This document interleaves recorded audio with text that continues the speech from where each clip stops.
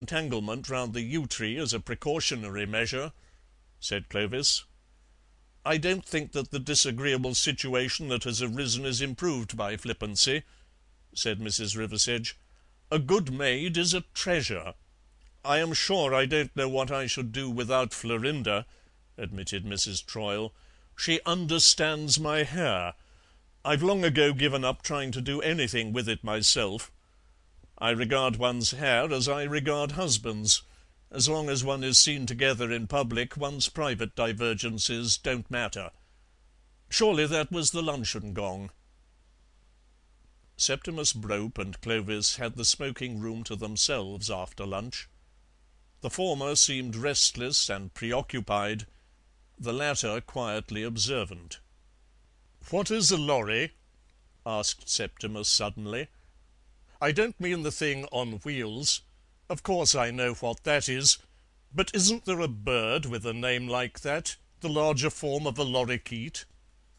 "I fancy it's a lory with one R," said Clovis lazily, "in which case it's no good to you." Septimus Brope stared in some astonishment. "How do you mean, no good to me?" he asked, with more than a trace of uneasiness in his voice. "Won't rhyme with Florrie," explained Clovis briefly. Septimus sat upright in his chair with unmistakable alarm on his face. "How did you find out? I mean, how did you know I was trying to get a rhyme to Florrie?" he asked sharply. "I didn't know," said Clovis, "I only guessed. When you wanted to turn the prosaic lorry of commerce into a feathered poem flitting through the verdure of a tropical forest, I knew you must be working up a sonnet, and Florrie was the only female name that suggested itself as rhyming with lorry." Septimus still looked uneasy. "I believe you know more," he said. Clovis laughed quietly, but said nothing. "How much do you know?"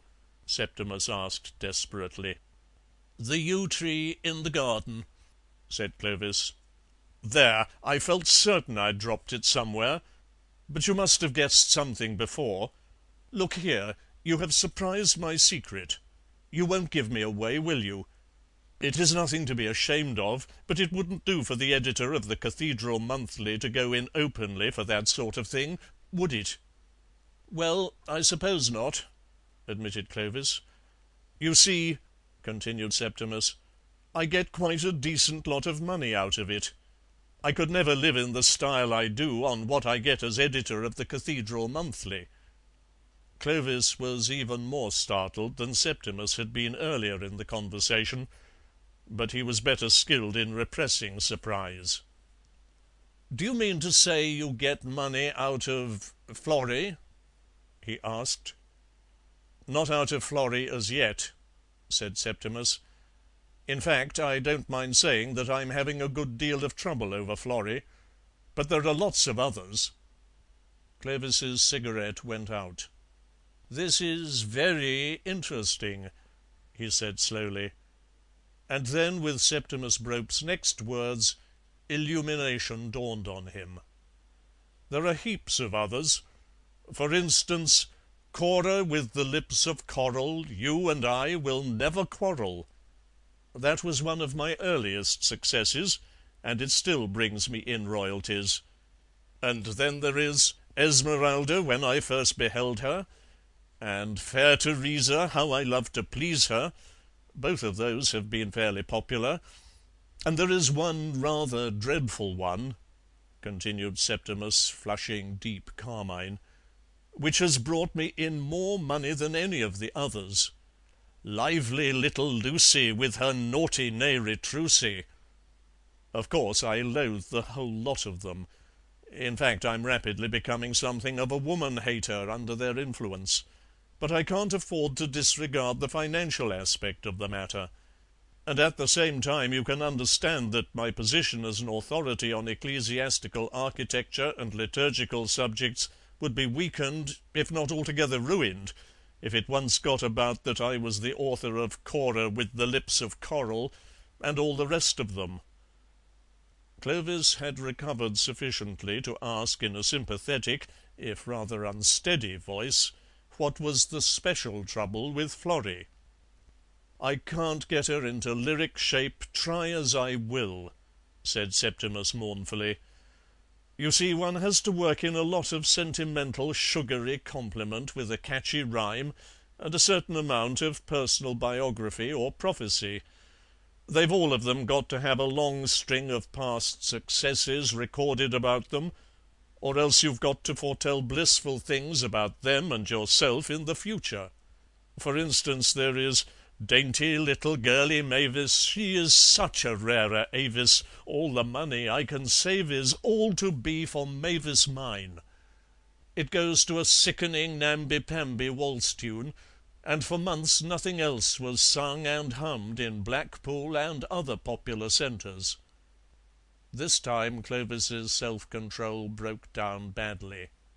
"Please excuse me," he gurgled, "but I can't help it when I remember the awful solemnity of that article of yours that you so kindly read us last night, on the Coptic Church in its relation to early Christian worship." Septimus groaned. "You see how it would be," he said. "As soon as people knew me to be the author of that miserable sentimental twaddle, all respect for the serious labours of my life would be gone. I dare say I know more about memorial brasses than anyone living. In fact, I hope one day to publish a monograph on the subject. But I should be pointed out everywhere as the man whose ditties were in the mouths of nigger minstrels along the entire coastline of our island home.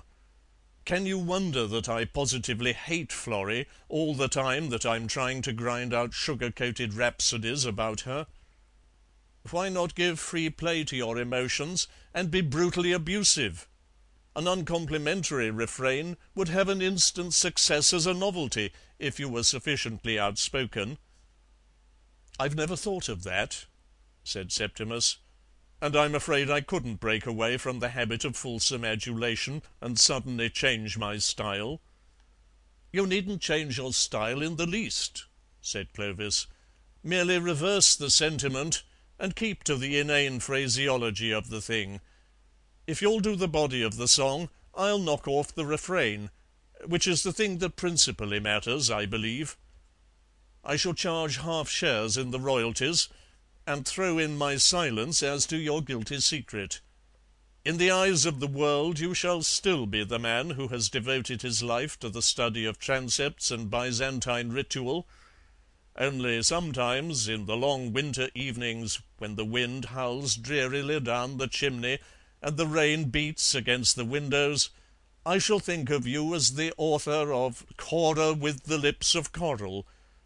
Of course, if in sheer gratitude at my silence you like to take me for a much-needed holiday to the Adriatic or somewhere equally interesting, paying all expenses, I shouldn't dream of refusing." Later in the afternoon Clovis found his aunt and Mrs. Riversedge indulging in gentle exercise in the Jacobean garden. "I've spoken to Mr. Brope about F," he announced. "How splendid of you! What did he say?" came in a quick chorus from the two ladies. "He was quite frank and straightforward with me when he saw that I knew his secret," said Clovis, "and it seems that his intentions were quite serious, if slightly unsuitable. I tried to show him the impracticability of the course that he was following. He said he wanted to be understood, and he seemed to think that Florinda would excel in that requirement, but I pointed out that there were probably dozens of delicately nurtured, pure-hearted young English girls who would be capable of understanding him, while Florinda was the only person in the world who understood my aunt's hair. That rather weighed with him, for he's not really a selfish animal if you take him in the right way, and when I appealed to the memory of his happy childish days, spent amid the daisied fields of Leighton Buzzard — I suppose daisies do grow there — he was obviously affected. Anyhow, he gave me his word that he would put Florinda absolutely out of his mind, and he has agreed to go for a short trip abroad as the best distraction for his thoughts. I am going with him as far as Ragusa.